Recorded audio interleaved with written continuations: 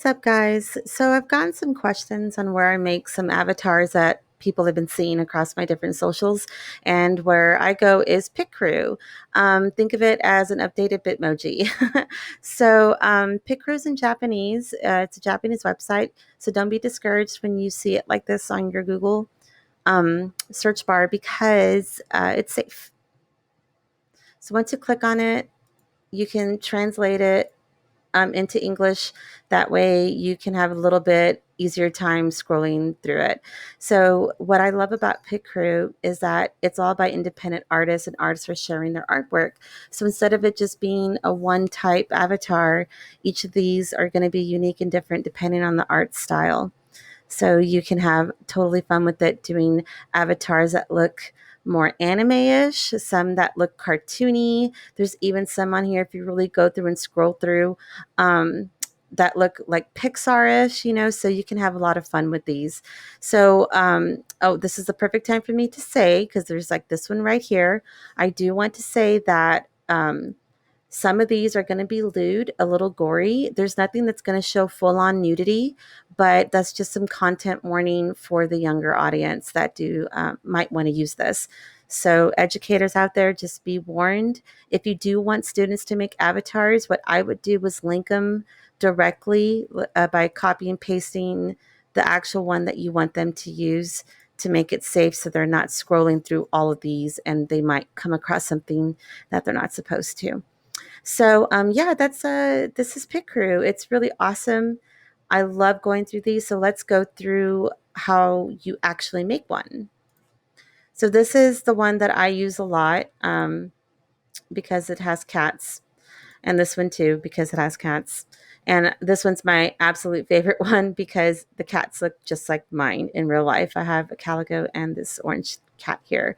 Like I said, it's just like every other avatar. You go through each layer and you pick and choose what you want. Um, these are even more detailed because most of the artists will do a right eye and a left eye, because let's say maybe you want to be winking, you know, or maybe you want the other one to be winking and this one not. So it's really cool how they give you those options there. A paintbrush will pop up if that artist gave you the option to change the color of the eyes there. Oops, that's the wrong eye. And you can go ahead and do that on there. So that is how you change colors. So you'll only see the paintbrush if that layer does offer that on there. And just another word of advice, I mean, it's really detailed. Most artists on here will do the hair in layers. So here you can see this is just for bangs. And here will be just for the back layer of the hair. And then they even do sometimes like side layers for different little add-ons on there. So it's pretty neat, the lengths you can go to making your avatars. Um, I've always, since I do game online, I've always had this different little online persona who's also like a cat person. So I always choose the cat ears. And that's just me. So, and yeah, you go through all of it. Most artists will even give you the background to change backgrounds, change colors. And then once you're done, all you do is you click right here where it has the check mark. I'll put it in English there. So, I'll say complete. And once it's complete, it'll pop up and you just download it and save it. So yeah, that's Picrew. This is really fun. It's pretty addicting because even with one artist, um, make it again, even with one artist rendition, you can make so many different kinds of combinations.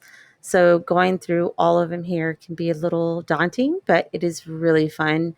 And it just kind of lets people know your personality and your art style that you prefer. So yeah, have fun with Picrew. I hope you use it. Maybe you can share with me what it is that you created. Have fun.